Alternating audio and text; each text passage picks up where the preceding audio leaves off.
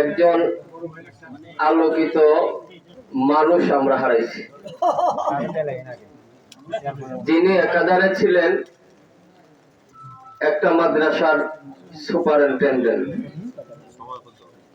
তিনি ছিলেন একজন ভালো মাপের আলিম, তিনি ছিলেন আমাদের চুনারুঘাটের জন্য একটা অহংকার। কিছুদিন হয় যিনি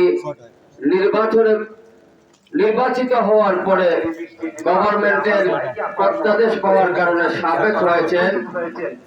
এই আপনাদের এলাকার গর্ব, গোটা চুনারুঘাটের গর্ব, কৃতি সন্তান আমার অত্যন্ত প্রিয় ভাই মৌলানা আব্দুল কাইয়ুম তরফদার।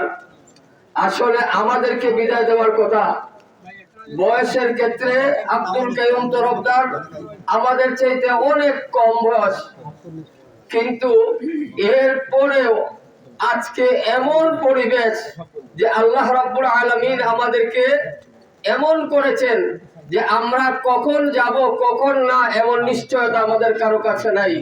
মৌলানা আব্দুল কাইয়ুম তরফদার সাহেব আমাদের চুনারুঘাটবাসীদেরকে এই বার্তা দিয়েছেন, যদি আপনারা আদর্শবান হতে পারেন, যদি আপনারা মানুষের কাছে যেতে পারেন, যদি আপনারা সুন্দরভাবে জীবন যাপন করতে পারেন, তাহলে আপনারাও একটা ভালো পর্যায়ে আপনারা যাবেন।